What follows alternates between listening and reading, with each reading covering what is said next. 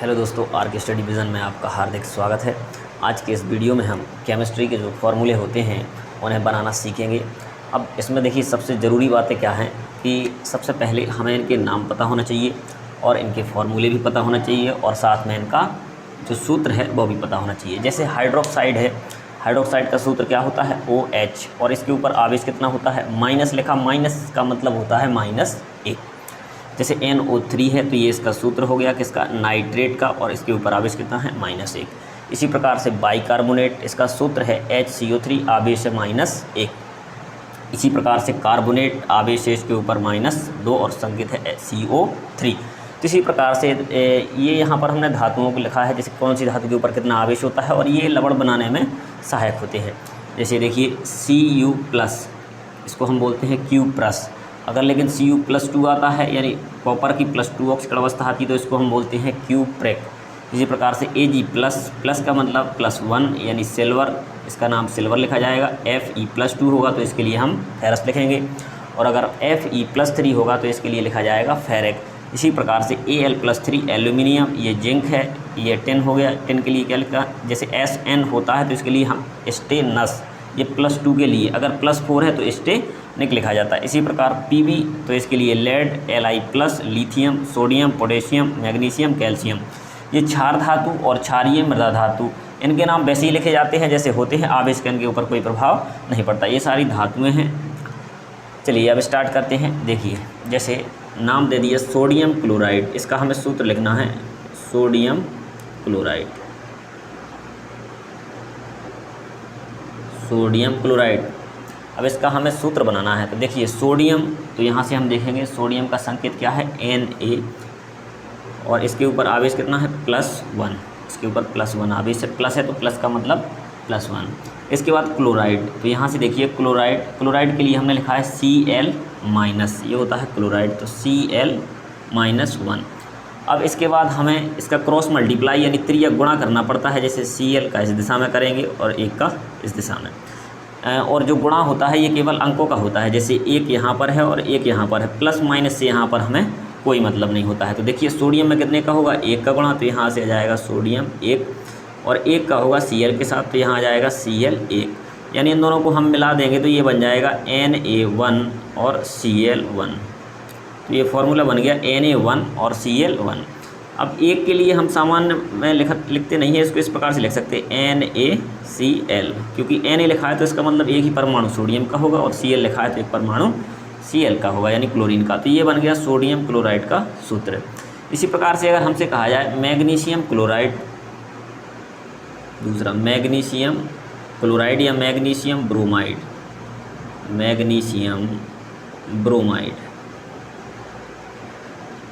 तो अब यहाँ से हमें मैग्नीशियम धातु चाहिए और ब्रोमाइड भी चाहिए। तो मैग्नीशियम यहाँ से देखिए Mg+2 आवेश है, तो यहाँ से हमने लिख लिया Mg+2 आवेश। ब्रोमाइड यहाँ से देखिए, ब्रोमाइड के लिए क्या होता है संकेत Br, आवेश कितना है -1 आवेश है। अब यहाँ से इसका करते हैं गुणा, तो यहाँ से हमें इसका सूत्र प्राप्त हो जाएगा। तो देखिए मैग्नीशियम में कितने का करना है 1 का, तो यहाँ आ जाएगा Mg1, और Br में कितने का करेंगे, इसके ऊपर कितना आवेश है 2, तो 2 का होगा Br के साथ, तो यह जाएगा Br2। तो फॉर्मूला बन गया MgBr2। तो ये होता है मैग्नीशियम ब्रोमाइड। तीसरा, अब हमने लिखा कॉपर सल्फेट, कॉपर सल्फेट। एक बात और याद रखना, जैसे कॉपर लिखा तो हम क्या लिखेंगे Cu तो लिखना ही लिखना है, क्योंकि कॉपर का संकेत होता है Cu। अब आवेश हमने 2 लिखे यहाँ पर, कॉपर का +1 भी लिखा है और +2 भी लिखा है। तो इसमें याद रखना कि जब भी अगर सामान्य कॉपर लिखा हो तो हमेशा ऑक्सीकरण अवस्था कितनी मानेंगे, इसमें +2 मान के चलते हैं। सल्फेट, तो यहाँ से हम देखेंगे सल्फेट के ऊपर कितना आवेश है, सल्फेट का संकेत है SO4, यहाँ से हमने लिख लिया SO4। आवेश कितना है सल्फेट के ऊपर -2, तो यहाँ से -2। अब इसका त्रियक गुणा कर लेंगे। अब यहाँ से देखिए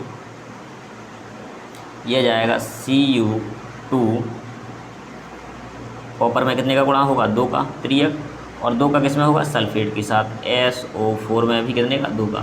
लेकिन देखिए यहाँ पर 2 है और यहाँ पर भी 2, जब भी हम फॉर्मूला लिखते हैं तो उसमें एक सरल अनुपात लिखना होता है यहाँ पर। तो देखिए ये बन जाएगा CuSO4, क्योंकि दो दोनों में कॉमन मिल जाएगा।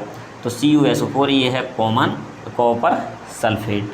इसी प्रकार से अन्य एग्जाम्पल देखिए चौथा, किसी का हमें हाइड्रोक्साइड बनाना है। हाइड्रोक्साइड का मतलब उसके साथ क्या जोड़ना पड़ेगा, OH जोड़ना पड़ेगा। तो देखिए हमने लिखा जैसे कैल्शियम हाइड्रोक्साइड, कैल्शियम हाइड्रोक्साइड। अब इसका सूत्र बनाना है हमें। तो देखिए कैल्शियम का संकेत क्या है, यहाँ पर लिखा Ca+2, ये है कैल्शियम, तो Ca+2 कैल्शियम हो गया। हाइड्रोक्साइड का क्या होता है संकेत, OH, और आवेश कितना है इसके ऊपर, -1 होता है। तो यहाँ से इसका कर लेंगे त्रियक गुणा। तो कैल्शियम के कितने परमाणु लिए जाएंगे, यहाँ से 1, क्योंकि त्रियक गुणा करेंगे तो कैल्शियम 1 हो गया, और 2 का गुणा होगा OH के साथ, तो OH का होल ट्वाइज। तो अपने पास फॉर्मूला बन गया CaOH का होल ट्वाइज। ये है कैल्शियम हाइड्रोक्साइड। इसी प्रकार से हम अन्य फॉर्मूले बना सकते हैं। जैसे किसी का फॉस्फेट बनाना है, हमने लिखा एल्यूमिनियम का फॉस्फेट बनाना है, तो यहाँ लिखा हमने, यहाँ लीजिए 5वां, एल्यूमिनियम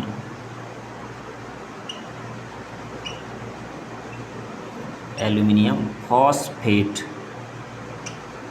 एल्यूमिनियम फॉस्फेट, इसका हमें सूत्र बनाना है। तो एल्यूमिनियम को हम दर्शाते हैं Al+3 ऑक्सीकरण अवस्था, ये लिखा एल्यूमिनियम +3 ऑक्सीकरण अवस्था है इसमें। इसके बाद फॉस्फेट, तो यहाँ से देखिए फॉस्फेट के लिए लिखा है PO4-3, तो यहाँ पर लिख लिए PO4-3। अब दोनों का क्रॉस मल्टीप्लाई कर देंगे तो एल्यूमिनियम के कितने परमाणु हो जाएंगे, 3 का करेंगे इसके साथ, तो एल्यूमिनियम 3 हो जाएगा। PO4 के में भी कितने का करेंगे, 4 का, क्योंकि एल्यूमिनियम के ऊपर कितना आवेश है, +3, तो ये आ जाएगा AlPO4, क्योंकि 3 यहाँ से और 3 यहाँ से उभयनिष्ठ मिल गया। तो इसी प्रकार से हम बाइकार्बोनेट, कार्बोनेट, नाइट्रेट और अन्य भी यौगिक बना सकते हैं। ऑक्साइड, ये एसीटेट है। तो देखिए आगे, और इसके बाद इसको नोट कर लेना आप लोग।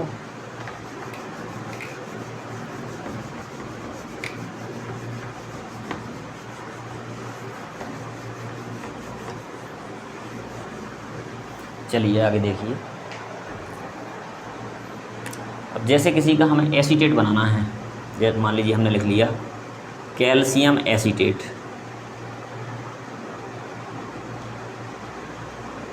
Calcium acetate.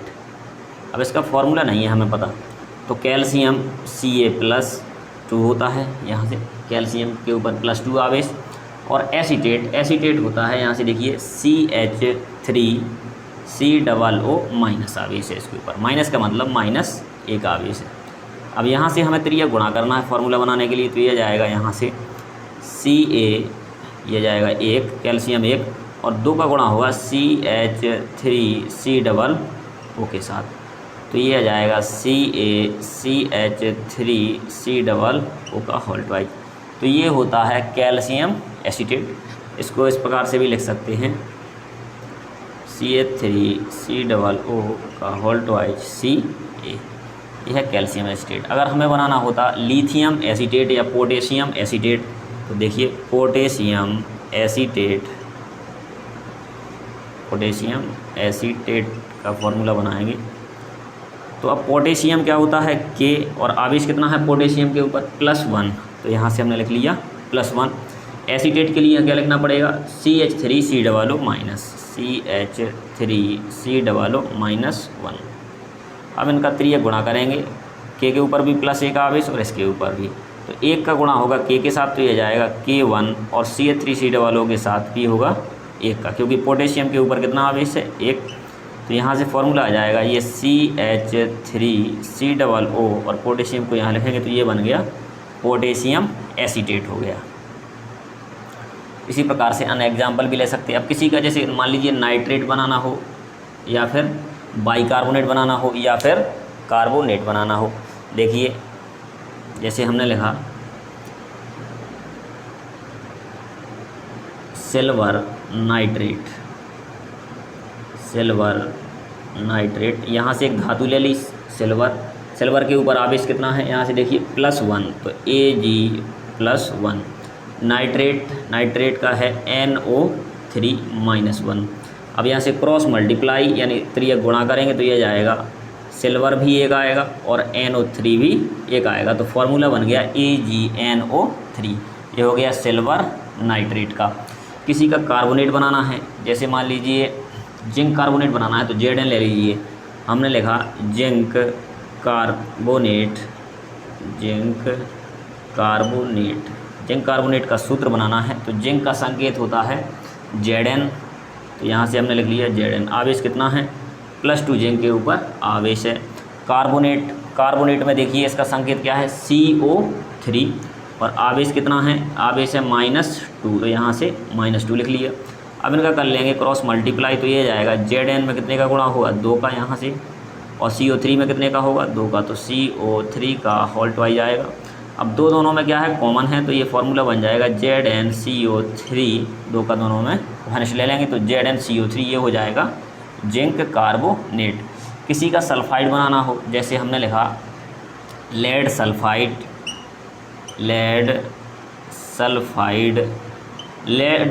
का हमें सूत्र बनाना है, तो यहाँ से देखिए लेड के ऊपर कितना आवेश है, +2, तो यहाँ से लिखेंगे Pb +2 आवेश लेड के ऊपर है यहाँ से, और सल्फाइड S-2, सल्फाइड होता है S-2।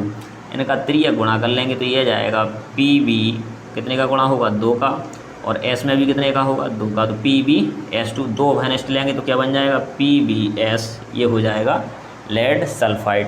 इसी प्रकार के हम अन्य भी एग्जाम्पल बना सकते हैं। देखिए अभी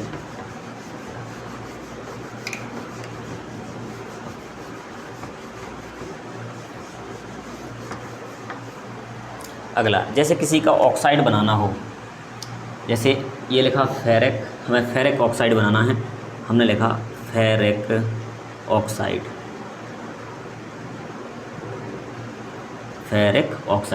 तो यहाँ से देखिए फेरिक के लिए आवेश कितना है, Fe+3 आवेश है, संकेत आयरन, Fe+3। ऑक्साइड के लिए क्या है, O-2, तो यहाँ से हमने लिख लिया O-2। त्रियक गुणा करना होता है दोनों का, तो ये बन जाएगा Fe, अब 2 का गुणा होगा Fe के साथ तो Fe2 हो जाएगा, 3 का गुणा होगा ऑक्सीजन के साथ तो Fe2O3 आ जाएगा, तो ये है फेरिक ऑक्साइड। इस प्रकार से हम ऑक्साइड बना सकते हैं। किसी का अगर हमें सल्फाइड बनाना हो तो क्या जोड़ देंगे, सल्फाइड के लिए SO3, जैसे सोडियम का सल्फाइड बनाना है तो सोडियम को ले लेंगे और साथ में SO3 को ले लेंगे, तो बन जाएगा सोडियम सल्फाइड। हमें पोटेशियम सल्फाइड बनाना है तो K को ले लेंगे और साथ में SO3 को ले लेंगे, तो ये हो जाएगा पोटेशियम सल्फाइड। हमें मैग्नीशियम सल्फेट बनाना है तो मैग्नीशियम को ले लेंगे और SO4 को ले लेंगे, तो ये बन जाएगा मैग्नीशियम सल्फेट। मैग्नीशियम का कार्बोनेट बनाना है तो मैग्नीशियम को ले लेंगे और कार्बोनेट। मैग्नीशियम का नाइट्रेट बनाना है तो मैग्नीशियम को लेंगे और साथ में नाइट्रेट। इसी प्रकार के अगर फॉस्फेट बनाना है तो PO4 को ले लेंगे। सल्फाइड बनाना है तो S को, एसीटेट बनाना है तो CH3CO-। अगर किसी का क्लोराइड बनाना है तो Cl-, ब्रोमाइड के लिए Br-, फ्लोराइड के लिए F-, आयोडाइड के लिए I-। देखिए जैसे ये लिखा स्टेनिक, हमें स्टेनिक फ्लोराइड बनाना है या स्टेनिक आयोडाइड, यहाँ से लिखा स्टेनिक आयोडाइड। अब इसका सूत्र बनाना है स्टेनिक आयोडाइड का। तो स्टेनिक क्या होता है, यहाँ से देखिए Sn+4, तो यहाँ से लिख लिया Sn+4। आयोडाइड के लिए देखिए यहाँ से संकेत क्या होता है I-, आयोडाइड के लिए I-, n माइनस का मतलब -1। तो यहाँ से अब क्रॉस मल्टीप्लाई करके हम इसका फॉर्मूला बनाएंगे। Sn में कितने का गुणा होगा, 1 का, तो यहाँ आ जाएगा Sn, और I में कितने का होगा, 4 का, तो ये आ जाएगा I4, तो ये आ गया स्टेनिक आयोडाइड।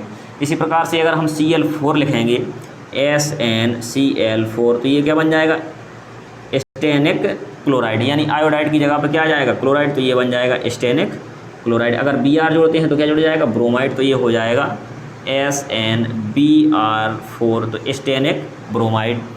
अगर इसी प्रकार से F4 जोड़ेंगे तो SnF4, ये बन जाएगा स्टेनिक फ्लोराइड। तो इसी प्रकार से इसके फॉर्मूले हम बना सकते हैं। अब देखिए यहाँ से जैसे ये क्यूप्रेक, जैसे ऑक्साइड बनाना है हमें कॉपर का ऑक्साइड बनाना है तो हम लिखेंगे क्यूप्रेक ऑक्साइड, लिख लिया हमने क्यूप्रेक ऑक्साइड। अब 2 प्रकार के ऑक्साइड बन सकते हैं इसमें। देखिए क्यूप्रेक ऑक्साइड में, क्यूप्रेक है तो कॉपर की ऑक्सीकरण अवस्था कितनी होगी इसमें, +2, तो यहाँ से हमने लिख लिया Cu+2। अब ऑक्साइड है तो यहाँ से लिखना पड़ेगा O-। 2। अब इन दोनों का करेंगे हम त्रियक गुणा, तो यहाँ से आ जाएगा Cu, कॉपर 2 हो जाएंगे, और 2 का ऑक्सीजन के साथ भी होगा तो 2A भी आ जाएगा। 2 हाइनेस्ट लेंगे तो ये जाएगा CuO, तो ये हो जाएगा क्यूप्रिक ऑक्साइड।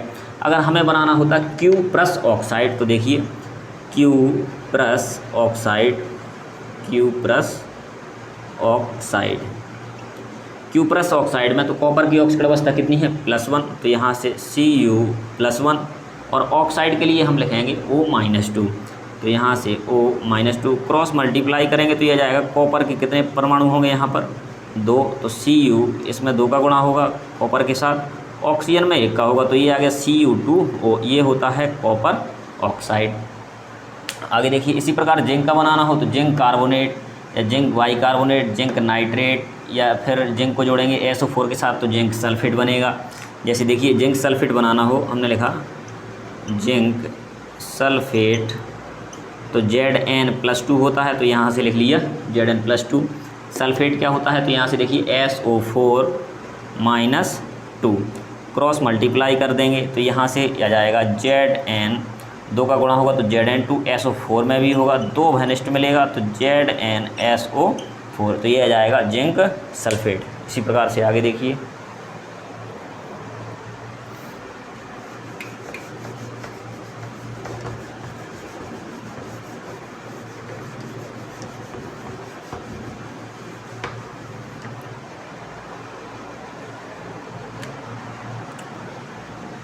स्टेनस हो गया, लेड हो गया, लिथियम, सोडियम, पोटेशियम। अब देखिए ये वाली धातुएं जैसे हाइड्रोजन होता H+, लिथियम +1, सोडियम और पोटेशियम, ये सब समूह 1 की धातुएं हैं, समूह 1 या फिर वर्ग 1। जैसे आवर्त सारणी में कितने वर्ग होते हैं 18 होते हैं, उसमें से ये वर्ग 1 का है, इसलिए इसकी सबकी ऑक्सीकरण अवस्था कितनी होती +1।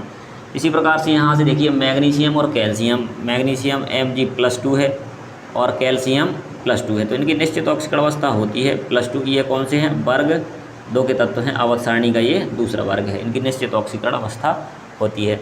इसी प्रकार से हम अन्य यौगिक भी बना सकते हैं। जैसे देखिए अब हमें बनाना है कैल्शियम का आयोडाइड, कैल्शियम का आयोडाइड, तो यहाँ से हम लिखेंगे calcium iodide, calcium iodide.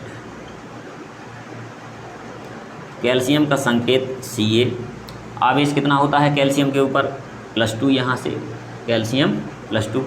Iodide, तो यहाँ से हमने लिख लिया आयोडाइड का आवेश है I-, संकेत है I। क्रॉस मल्टीप्लाई कैल्शियम में कितने का होगा 1 का गुणा, तो ये जाएगा Ca, 2 का होगा I के साथ तो CaI2, तो ये बन जाएगा कैल्शियम आयोडाइड।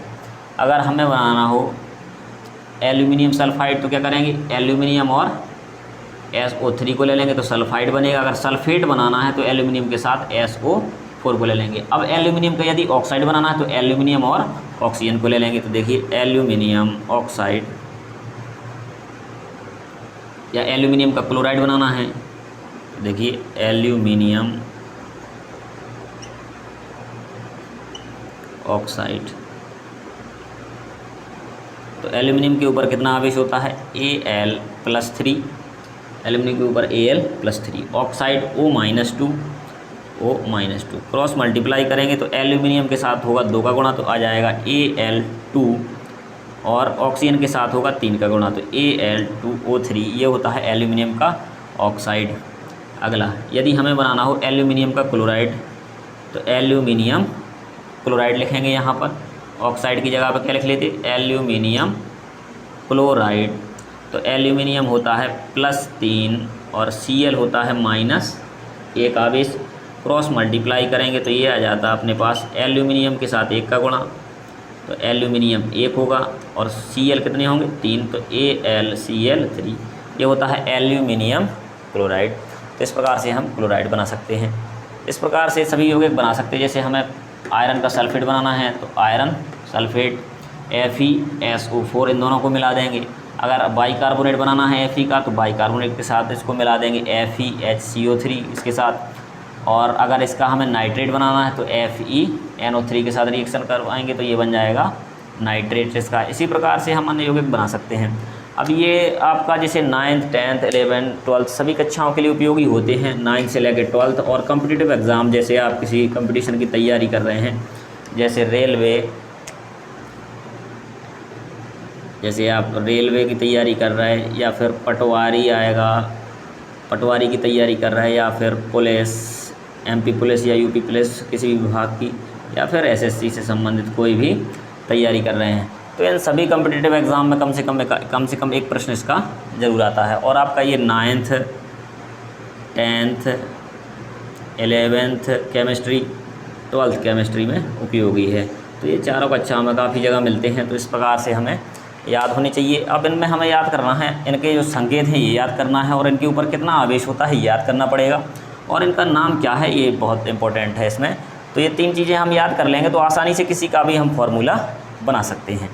चलिए आज के लिए ही इतना ही। अगर इसमें आपको कोई समस्या जा रही हो तो आप मुझे कमेंट बॉक्स में बता सकते हैं, और इसी प्रकार के महत्वपूर्ण वीडियो देखने के लिए हमारे चैनल को सब्सक्राइब अवश्य करें। धन्यवाद।